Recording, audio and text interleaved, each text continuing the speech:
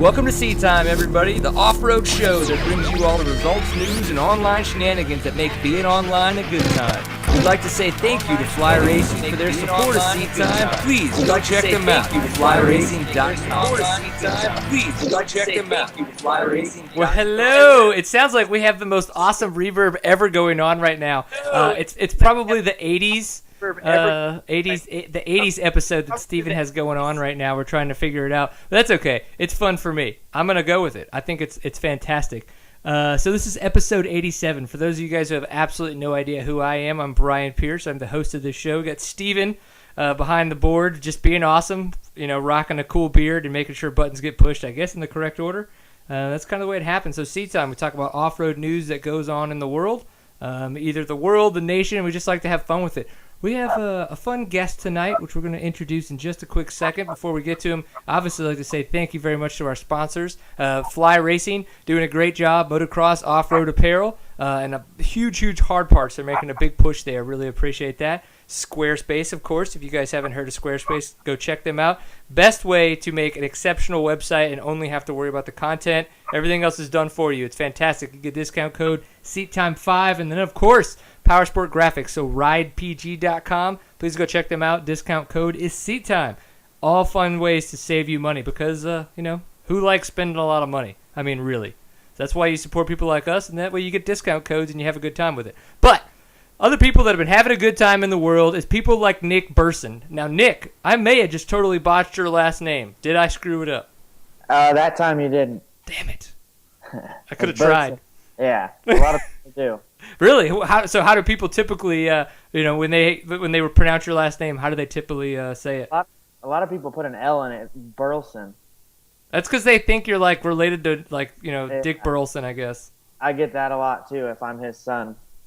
You're like, no, it's Burson, not Burleson. It's all English. We screw it up every now and again. And it's whatever. We're on different coasts also. That's very true. So you're a West Coast guy. From all the information that I can find scrounging up about you on the internet, it's where you live. You live in the West Coast. You live in Cali, and that's what you've been doing your entire life. So we could talk about obviously race results, all that kinds of fun stuff in a little bit. But give us your backstory, like where you live, where you're from, and how you kind of got into riding, badass dirt bikes. I was born and raised in Ridgecrest, California, which is the middle of the Mojave Desert. Huh. They have National Hare and Hound about 10 minutes from my house in Red Mountain, California. Okay. So grew up, my dad owned a motorcycle shop when I was growing up. Was born into it. Just been riding since I was 3 years old, racing pretty much full time since I was 9. And actually grew up racing motocross until I was about 18. And then started doing the Works series and then just transitioned over into desert and been doing that now for almost 10 years. Wow. So when you were 3 years old, did you actually ride with training wheels, or were you just so badass that you didn't need them? I think I had to use them, actually. Look at you. Yeah. I'd imagine with hair like that, you've just been a badass your whole life. Still trying. Yeah? That's why you've got hair like that, right? You're like, yeah. I'm making up for it. It's cool. I had to do something. I hear that. No, it's kind of fun. I always like it when one of the big things is that you try to do a Google search on somebody. Like, Nick Burson. You get a lot of different pictures, and obviously sometimes they're really up to date or sometimes they're really not. So it's interesting to see, like, you're kind of like, I've never seen this person, either live at this moment. I have no idea what he looks like right now. So you're like, is he the guy with the short hair or is he the guy with the long hair? It's like, how much fun is this guy going to be? So it's interesting. Yeah, it's the first time I've had the long hair, but it seems to be working. I've been having a good year, so I might have to keep it. I think so. I mean, yeah, you have had a really, really good year. You're third place right now in the National Hare and Hound standings, right behind Jacob Augerbright and Kirk Caselli, who's in first, which everybody knows is a very, very, very, very large man crush of mine. That's fine. It's what happens. But he had an unfortunate incident at Baja this past weekend, apparently hurting his wrist. So I don't know how that's going to come into play, but you guys only have like one round left, right, for the Hare and Hound? Yeah, we have 3 rounds left. We have 3. I'm an idiot. One in July, August, and October. But I also heard Kurt is actually okay, so that's good to hear. Yeah, it was really interesting. You hear a lot of stuff. I think about like a broken wrist and this, that, the other. So, I haven't had a chance to text him. Not that he'd respond. I mean, I have his number, so I just send him messages, and Once in a blue moon, I get a message back. One of my really good friends who I grew up with, Ryan Abatoy, rode down to Mexico with him. And I guess he went to the hospital to get checked out, and everything's fine. So nice. Well, yeah, and your buddy Ryan was actually on a team with Kendall Norman down there at Baja, wasn't he? Yeah. And they wound up third, right? Yeah, third overall. They were just 2-man team, and they went to pretty much just ride a smooth race and finish, and came out third. That's pretty awesome. Well, I think that they did that. I think going to Baja, it seems like with the KTM guys having so much, the KTM, some people call it the A team. I don't really refer to it as that. Kendall Norman and your buddy Ryan Abatoy, they could have gone out there and kicked ass. You know what I mean? Like, there's nothing to say that they couldn't. So it's just bad luck on some guys' parts with the team, that KTM team that Caselli and Brown and Ramirez were on. It sounded, Caselli going down, Brown trying to make up some ground.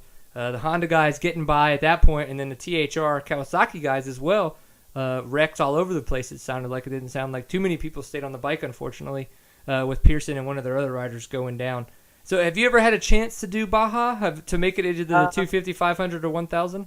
Yeah, in 2008, I raced the 1,000 with Brent Harden and Ryan Penhall, and I think we ended up third overall. So I've got to say I've done it. Yeah? It was good. I love going down there. I haven't had a chance to race again down there, but we're in talks to do it maybe next year. You'll see a beta team down there. What? No shit.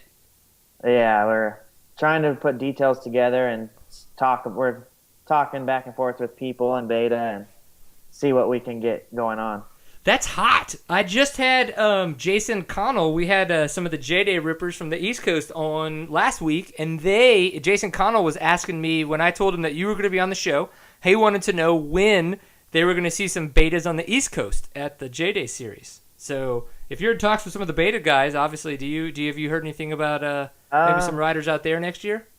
I just know they have their one guy out there, I think Justin Sode. Right. Who does the GNCC and some of the other races. I'm not sure. I pay attention to that stuff a little bit, but I don't really know what is all going on out there. That's okay. Yeah, I've seen Justin as well. We talked a couple times. I think it was 2011, and then 2012. We talked to some of specifically at the muddy-ass National Enduro in Arkansas. I was like, dude, what's up with the beta? And he was telling me about it and everything. So I was like, okay, cool. I'm just glad to see you're not on a trials bike for this Enduro because that would be weird. So yeah. But you're on the 498. So that is a boss of a bike. So betas, for those of you who are kind of like, oh, that might sound kind of familiar. Why does it maybe sound familiar? Right now, Max Gersten and Cody Webb are making kind of a really big name for Stillwell Power Sports and the beta motorcycles with the 300 two-stroke in the Endurocross series and as well as the 350. But you, sir, are on the 498, which is like, I mean, that's a man's bike. You don't F around with that kind of thing. So why did you pick that? Just everything we do is, wide open. Out here on the West Coast. The National Renowns get super tight, but the first loop of them is pretty much flat out. I mean, it's rough, and then the Best in the Deserts that we do is a lot of roads, and you just need that much power. Huh, that's pretty crazy. So was that a bike that you were able to choose, or was that a bike that was, kind of, I guess, prescribed to you in a sense when it came down to what bike you were going to ride for beta? We had the option of 450 or 498, and I've rode both. Uh-huh. And actually, just 498 just feels like the Beta 450 with just a little extra power. Okay, so it doesn't feel like a hog or a torque machine or anything. It just actually feels like it has a big bore kit on it. Yeah, that's pretty much all it is. Same everything, just a little bigger bore. Nice. Well, that's good. It was interesting talking with Max and Cody. They've talked about those bikes.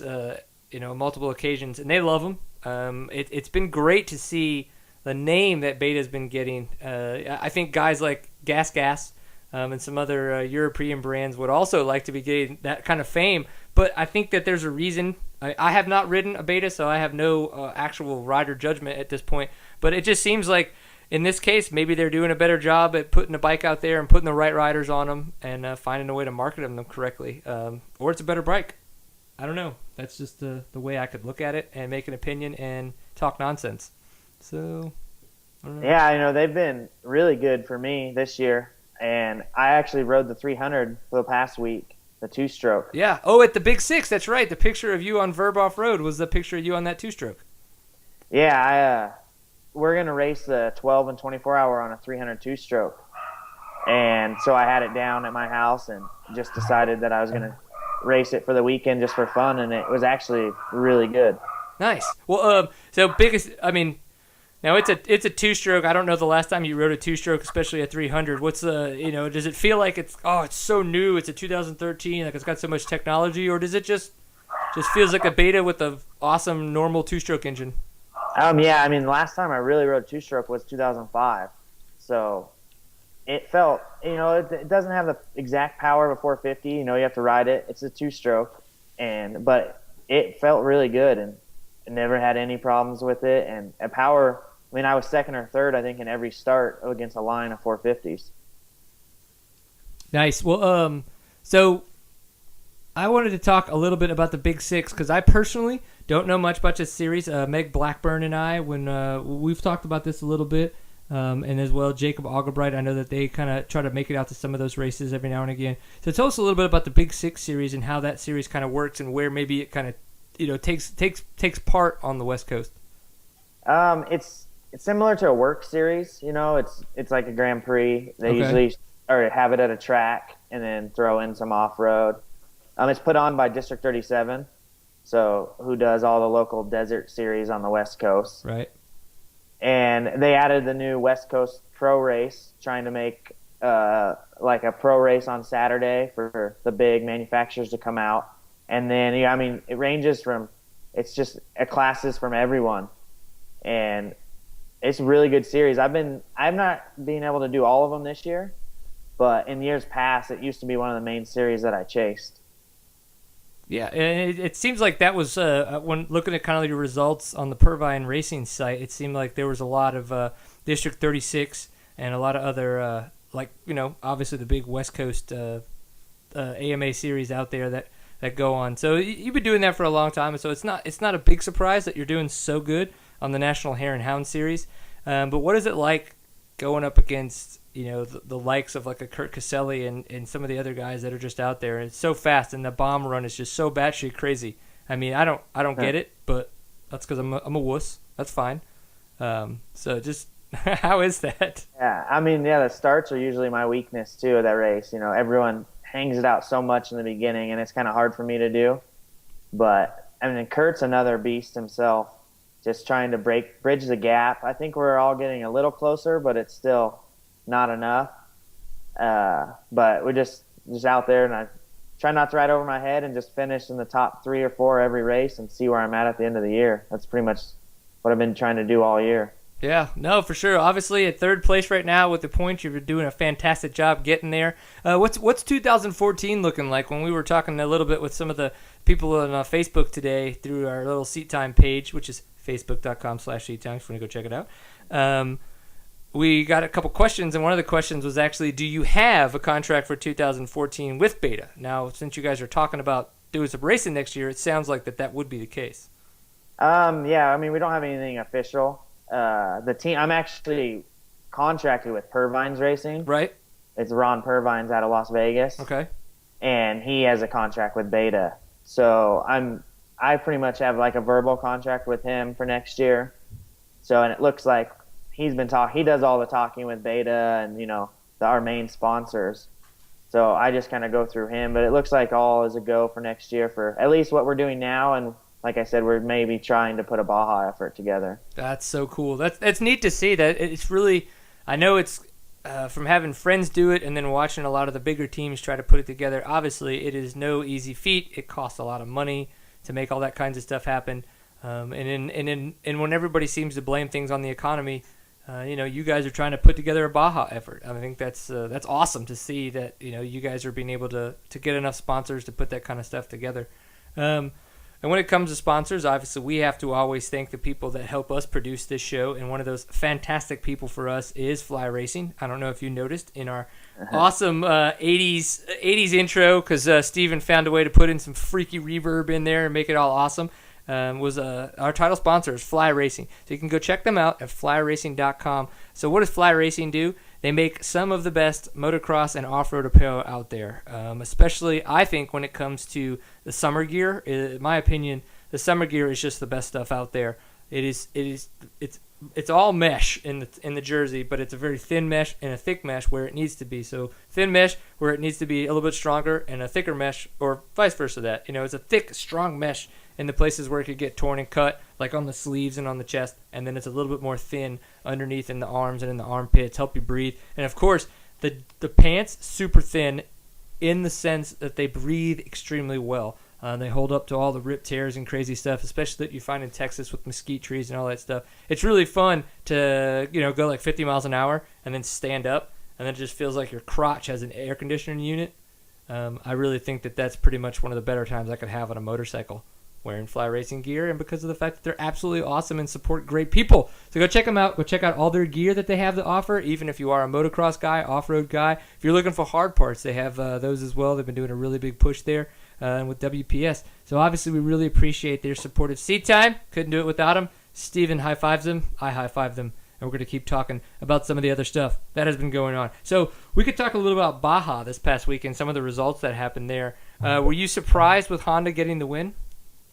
I don't know. I think everyone kind of counts them out every year because maybe I think you're right. the last couple of years they see all the big names coming on the other teams, but every year Honda still is winning, so you can't beat the program they have over there.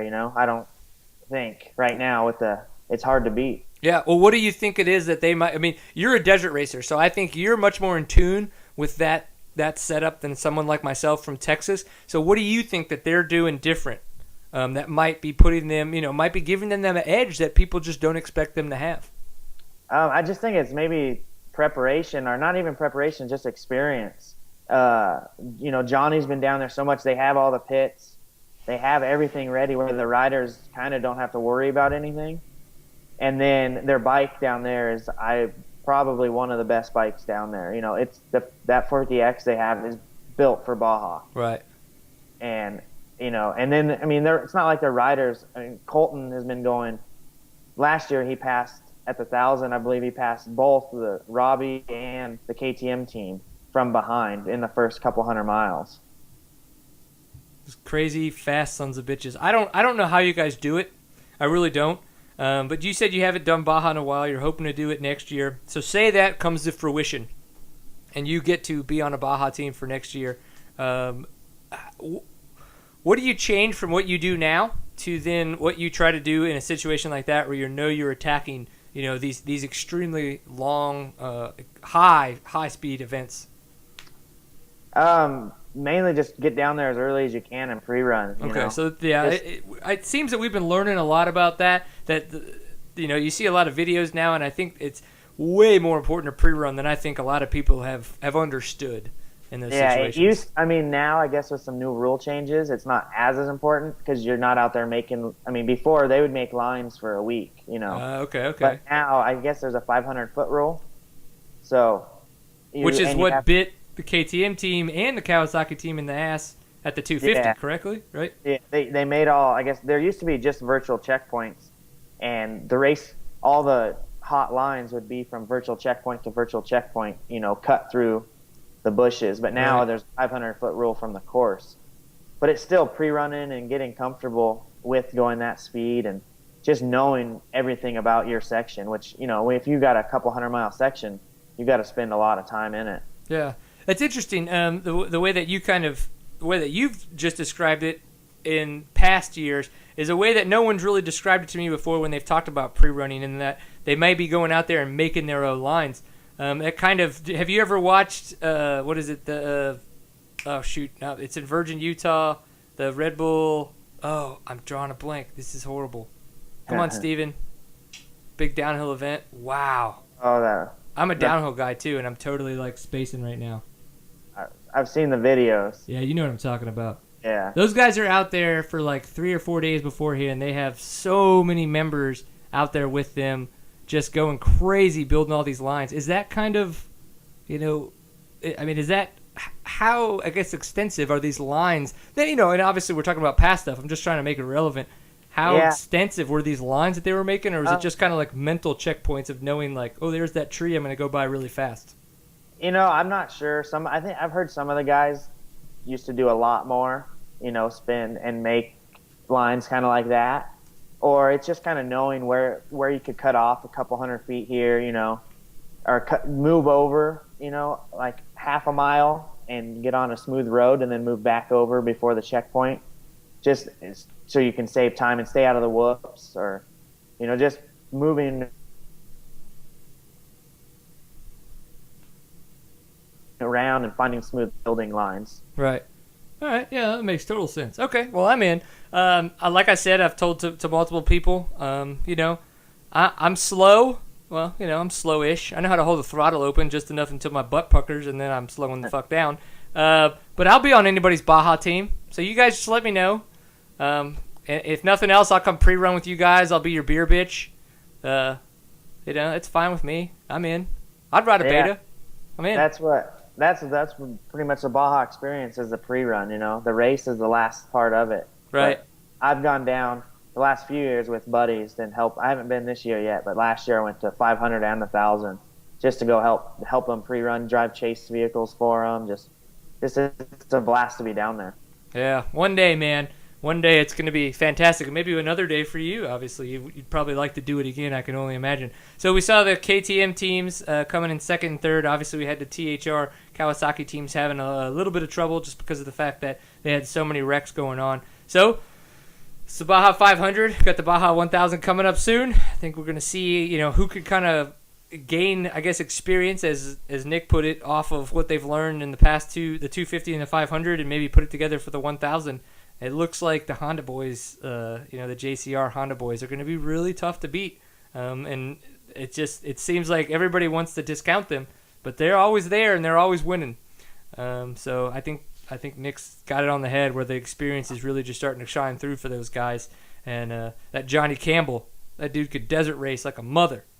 So he's going to teach the people how to do some stuff. So if we were to take that and go completely, well, maybe not completely, but maybe 100 to 180 degrees, somewhere in there around the globe, and you were to go to Austria. This past weekend we had the Red Bull Erzberg Enduro. Oh, and by the way, Nick, it's the Red Bull Rampage. Okay, yeah. This is what happens in Virgin, Utah. I had to Google it. I apologize to myself and anybody that used to be my friend.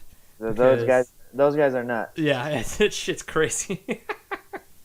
But those are the guys that build their lines and totally ride the crap out of them. So other guys that have no idea what's coming up for the Erzberg stuff, they had snow and like 2 to 3 feet of water just on the start of the event this past weekend. We saw guys like Johnny Campbell, who won the event last year. He drowned out his bike at the very beginning. A couple more riders were drowning their bike out. Could not even get them started after 2 to 3 attempts at, draining the bike, blowing off the spark plug, trying to get it dry, put it back in, get her started, like nothing. So the fact that Graham Jarvis made it through clean, he was on the second row, so he had to go through, at least 50 riders to get up to the front. And then Leckenbichter and Cancero, who were second and third respectively, of course.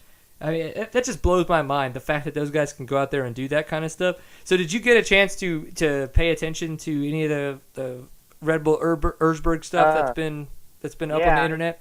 I actually woke up. I woke up randomly, I think around 5 in the morning before the Big Six, and was checking my phone and saw the live feed and watched Graham Jarvis finish with the win. And those guys are just nuts over there too. That just looks super difficult. Yeah. What do you think about Carl's Diner? Do you think you would actually want to ride a motorcycle through those rocks? Yeah, I don't know. I don't think I would. Yeah. Those guys' their trial skills are amazing to get through there. I'd probably have to have a lot of help to get through that section. Yeah, it's interesting too, because there was one section they showed a lot of guys crashing in the highlights the year before in a no help zone. So apparently they've been putting out more and more of these no help zones since 2012. So 2012 and this current year 2013, because of the fact that the talent pool is just getting so good. All of these trials riders are coming over and riding all this crazy. They're able to ride all this crazy terrain so much better that they actually have to put no help zones into these races for this kind of stuff. And it was just you watch these guys go through it, and they're just like zoop, zoop, zoop, zoop, zoop. And then you watch your average amateur, and he's like looping out and bikes upside down and slamming on the ground. And it's a no help zone, so he's got to struggle to pick it up. I don't know, man. It just seems like a really shitty way to ruin your motorcycle. Yeah, it looks tough. And then I guess I know those no help zones. I was talking before when I was on the same team as Corey Gerfunder. He would say that the guys like Taddy and all that in the help zones, they would have so many people there just dragging them through, and then he would get there and people would just watch him. You're like, son of a bitch. Yeah, I think that's where a lot of the no help zones are coming from, because it makes it a little more even playing field. Yeah, for sure. I mean, that's a hell of a good point. I wouldn't even have thought about it like that, but they, most likely they probably try to edit it in a way that it doesn't exactly show that kind of stuff. But coming from a rider's perspective, I could definitely see that. Now, being at that, he's Canadian and he's on a Husqvarna. Both of those things may have just been like, I'm not touching that thing. Yeah, those crazy Europeans. Two negatives going in.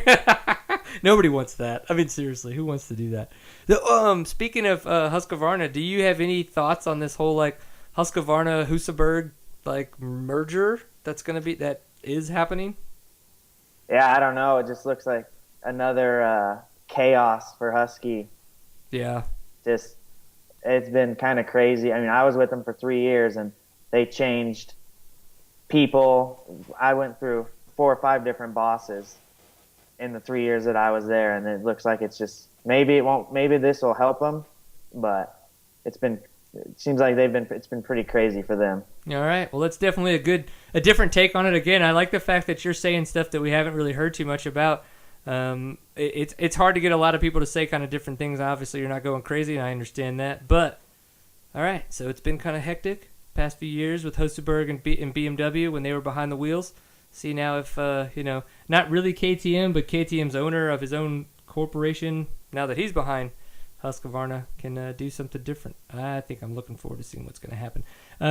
Of course, looking forward to see what's going to happen. I want to see how many people out there can make the best websites possible for themselves. So if you were to go try to do that, squarespace.com would be the place where you want to do that. With Squarespace, you can make essentially the best and the most exceptional website possible without having to be able to do anything except create the content. All you have to do is be able to write the blog post. You have to be able to pick which pictures you want to use and then put up the videos. After that, they take care of the rest for you. So you don't have to worry about any of the hosting. You don't have to worry about any of the designing or the development. They will do all that for you. Easiest way to create an exceptional website. We, of course, have a great discount code for you, which saves you 10% off of your purchase. So it's Seat Time 5, it's 6 because it's June now, so it's the 6th month of the year. That'll save you 10% using that. We really appreciate them and their support of Seat Time. Please go check them out and tell them we said hi. Maybe a high five over the internet to make it a little bit more awesome. Now, Nick, we were talking a little bit about some of the East Coast stuff that goes on. Did you get a chance to see what had happened at the John Pinton this past weekend at the GNCC? I saw the results. That's about all that I saw. Okay, so we talked a little bit about some of the beta motorcycles that have been coming out and the people that have been riding those and why they've been choosing those bikes. And Mullins chose to ride a 350 over his 450 at this past race at this past weekend at the GNCC there in Millville, Ohio. And he got second place. Was riding really, really good, but Russell was just on it. But Caleb Russell was on his 350, had a wicked new hairdo, this wicked crazy mullet thing he had going on. So first and second were KTM 350s, and then third was Josh Strang on a 450. So Max Gerson's been riding that 350 that Beta has. Is there something to this motorcycle that people just don't want to talk about and that people are still trying to figure out, or are these guys just riding really good on certain weekends? Yeah, I don't know. I've only rode the Beta 350 one time, and it was good. It feels more like a 250F to me.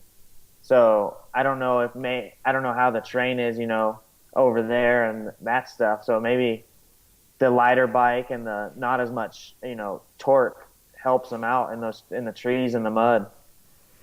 Yeah, my assumption was that it got really muddy, and I know that Mullins rode his 450 at Kentucky, at the Tough Mudder, as Jen Kenyon liked to call it, and he didn't really have that great of a race, and so I think that being on the 350 now, he maybe wanted to try to see if that would help him a little bit more in the muddy conditions that they had at Pint this past weekend. So with Russell getting first place, obviously, and Mullins getting second place, he didn't chip away at too many championship points that Mullins has accumulated, but Mullins now has 184 series points going into round 8, and then Russell has 170. So he's still got some time to make up. He's had he hasn't had any bad races like he did last year, where it just didn't get any points. But at the same time, he just needs to beat Mullins more to really make that kind of happen. And Duval had a horrible race, unfortunately to mechanicals, something to do with his rear shock. So I'd imagine when that happens, your rear shock just goes out. There's really no my rear shock felt funny, so I blame it on my rear shock. There's really no other way to look at it except that. So he's got third place points with 126 going into round 8. Now, if you look at the XC2 class, do you guys? Are there any series out there that you've done that break up essentially the pro class into, like a pro and a pro lights? Not really. Everything we do, like the National Hare and Hounds, is open pro, and then they'll have like 250 expert and open expert classes, and then Works has like a pro lights class, but they all ride 450s anyway. It's more of a amateur. It's not a bike size. Okay. Well, yeah, we've heard some kind of back and forth a little bit about the XC1 versus XC2 class and stuff in the GNCC series. So I just didn't know if in some of those series that you've raced on the West Coast, if you had kind of any input on, whether I guess there's any real reason to kind of keep these two classes around. I just kind of think there is. I think that sometimes people just need that extra practice. When you go to the speeds of a professional class, it gets faster, and you have to learn that speed, and you have to learn how to compete at that level. And I really think that sometimes there's kind of needs to be that little bit of that introductory class to get you there. Yeah, we've been talking to maybe try to get the National Hare and Hound to do like a Pro 2 class for 250 two-strokes, 250Fs, or because we have some kids on our team that finished top 10 overall last year. So now they're considered a pro, and they race against Kurt, and got us, like people like us. And there's almost, for teams, there's nowhere for them to go as far as rides if our team already has 2 or 3 pros. So we need a Pro 2 class or a 250 Pro class, something to make kind of like a stepping stone. Yeah. All right. Well, see, it's interesting, and now that completely makes a lot of sense to me, who thinks that there should be that kind of a stepping stone class, exactly the way that you put it. There's people that don't agree with that, but hey, everybody's got an opinion, and that's why we're Americans, right? Woo, America! Yeah. So it's always fun. So XC2 class, though, the GNCCs, we got to see Grant Baylor do an amazing job this past weekend. Nick Davis coming in second place, and Zach Nolan in third. And Baylor on a KTM on his brother's I said that wrong. Not on his brother's bike. He's still he's not a full factory KTM like his brother was supposed to be. He's on the KTM support team, but he's just kicking butt, man. He's just going with DeLong kind of having an injury and not really, racing. Not really racing. It's kind of leaving the door open for guys like Baylor and Thomas to make up a lot of points right now, which they're doing. So Baylor's coming through right now with 154 points, first place. Thomas in 135, and then DeLong now is in third place with 121. It's interesting that DeLong didn't race. We're gonna try to figure out when he's gonna come back and what's going on. It's just he's that blood in the water kind of guy. We've said it. We've talked to a lot of riders that have said it. When he's ready to come back and be healthy, it's gonna be interesting because I have a feeling that he is gonna be just a great white swimming in the middle of bloody water. He is just going to kind of try to tear it up and find the meat and make it happen. It might be dirty. I don't know. Some of us might be into that, so it's okay. I don't know. Well, there was some other stuff that happened this past weekend at the GNCC that was interesting. Lane Michael, we were trying to have him on tonight. We got in touch with him a little too late. Got the whole shot. Paul Whibley with another whole shot. He did a lot better this past weekend, so hopefully he's getting healthy. Didn't seem to fade as much. Strain just got him around there, right there at the end. Oh my gosh. This is as much professional as you can get. I just yawned live on the internet. Jesus. Well, you know what, Nick? You haven't made fun of me at all this evening, so is there anything about me that sucks that you just wish was different? You know, I'm a nice guy, so I don't make fun of people too much. I like that.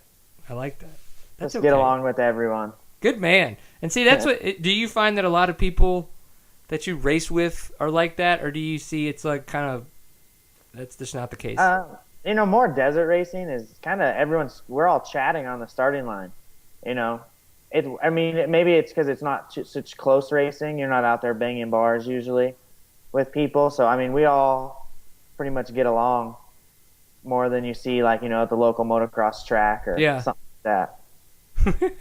Yeah, I grew up racing motocross, so I've seen both sides. Yeah. And it's interesting. Well, you grew up racing motocross. Did you get a chance to watch the outdoors from this past weekend? Yeah, I watched the first motos. Okay. Did you get to hear and listen to Ryan Villapoto and Blake Baggett, and then, of course, Chad Reed, after the fact, like just totally bagging on the track and shit? I watched Villapoto bag on it after the first moto. He was saying how he pretty much just hated it. So I don't know. It looked pretty good to me, but I'm not going to disagree. I thought it looked great. Now, again, I am not on that level, and that's fine. Yeah. Never will be. Don't ever want to be. I just think that there's something to the fact that when you show up and race somewhere, just race. Just it is what it is. And you could see, I think, where they widen the track in some of the turns. Now, being that this has been the first time that they've been there since like '97 on the southeast, not just that specific track. It might be hard for that kind of a landowner and that promoter to understand exactly the needs of and the speed of some of these guys, and how, you know, when these turns, how far out they need to go to actually be able to carry that speed consistently. But I don't know, dude. It kind of almost makes them kind of bitchy. Like, yeah. I don't really know what he was complaining about too. I mean, maybe he had some, you know, he's out there risking his life, so maybe he felt that it was, you know, coming back at him, or that's true, putting him in danger for some reason. Yeah, and I think one of the things he talked about too is being able to pass, and it's like he came from like 16th back to 3rd. I was like, that seems like he did a pretty good job passing to me. Yeah. But it could be exactly what you just said, that in a lot of those situations he made the pass, but it just was so, for him, 110% past, you know, a safety limit, that once he got done with it, it was like, I just can't believe I had, because he wanted to be on the podium, I had to make 10 passes where I felt like I was risking my life. Yeah, he could have just been pissed off because he felt that he was close to being injured or something, you know, cost him a lot of money if he gets hurt. That's true. And it's not money that I have. I can't pay him that kind of money. Yeah. It's ridiculous. Whatever. Millions of dollars just going everywhere. So we have coming up, before we kind of get into what's coming up and kind of closing out and just talking about some of the stuff that's coming up for Nick, what he's going to be involved with, I definitely wanted to tell everybody that you can find Seat Time on all kinds of different fun places. So you can listen to us on Stitcher and iTunes. You can find us on YouTube. Of course, you can get all the archives, either be it just listening or just watching, on our site, which is seattime.co. I think that we're kind of trying to figure that out. Like, if people like to watch, if people like to listen, what they want to do more of. We just want to know. So hit us up. Of course, you can find us all over the place. The website, you can hit us up at seattime.co. We're on Facebook. We're on Twitter, on all those fun places. We just want you to find us. Talk about some of those links just in a little bit. Of course, our third sponsor of the show, we don't like to have too many. We want to have a very good collective partnership with all these people, is Power Sports Graphics. So ridepg.com is the website where you can find them. They make phenomenal graphics, and they want to work with you. They want to help you make a custom graphic to support not just maybe the team that you're on, but a lot of who you are as a rider. There's obviously a lot of privateers, a lot of local racers that want to put a little bit of themselves into the bikes that they ride. And so you already get to choose the color, you get to choose the manufacturer, you get to choose the bore and the stroke and all that kinds of fun stuff. But sometimes you're like, oh, well, I've got these graphics that are on there from the factory. You don't want those. You want something that's a little bit more in tune with who you are. You can call them up. You can go talk to them off their website, and you can save 10% when you order it by using the discount code SEATTIME, so SEATTIME. And, of course, if you just want to try to get one of their awesome already made up graphics. You can go pick that out, and you could choose the ready to ship option, and that's going to save you 40% off of the retail price that's on the site. Order it before 11 a.m. Eastern time, ship the same day. Boom! I think that's all of those are fantastic ways to not only have bitching graphics for your motorcycle, but good ways to save money. So please go check them out, ridepg.com. So Nick, tell us what some of the big things coming up for you just in the immediate future, and then of course where people can find you when they want to talk to you on the internet, and make fun of your hair, tell you your hair looks awesome, take you out on a date, offer you a job, whatever. This weekend we have a dual European scramble in Lucerne, just a local District 37 desert race.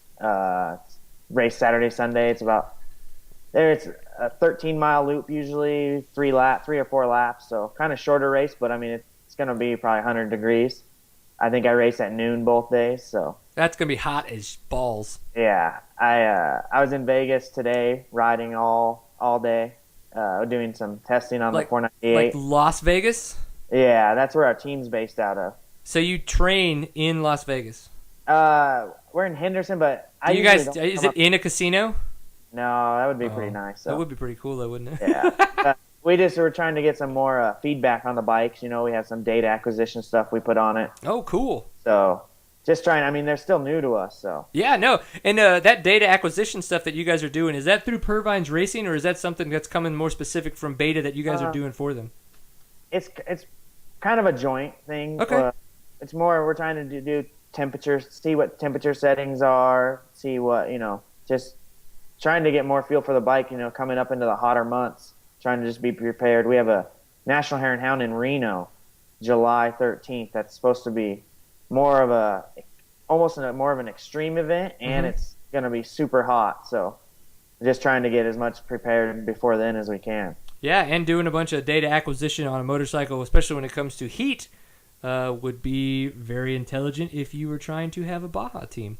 Yeah, we're just trying to just prepare for anything and everything. Yeah, absolutely. I think in a couple weeks, we have the 12-hour, or now it's a 10-hour of Glen Helen. Yep. It's going to be on the Beta 300 is going to be myself, Ryan Abatoy, and Bobby Garrison on the team. So we're going to go there and try to bring home a win there for Beta. That's awesome. So Ryan Abatoy, you talking? He's one of your good friends. Is he at this point in time just such a privateer that he's kind of jumping around on different bikes? Because obviously he was on a KTM this past weekend with Kendall Norman. Was that? Is he just out there, badass dude, ride for fun? Yeah, pretty much. I mean, he has a Cowie 450 himself that he's been doing some of the works races that he can make it to. Right. He actually has his own graphic company he just started up, and then he's just kind of doing whatever. He raced a race for us not that long ago, and then so you might see him doing some more stuff with Purvines Racing here in the future, hopefully. Wicked, man. That's really, really cool. So 10 hours of Glen Helen coming up. Apparently it's not 12 anymore. It's going to be a 12-hour in the near future, though, of course.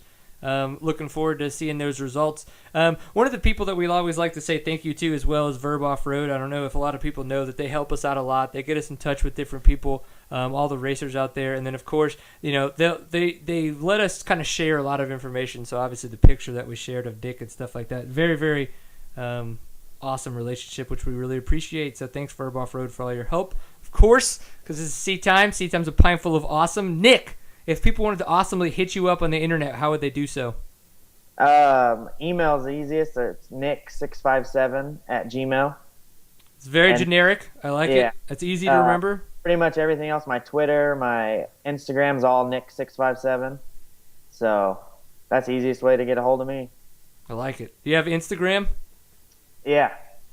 Big Instagrammer. Are you? We're gonna be friends really quickly. Perfect.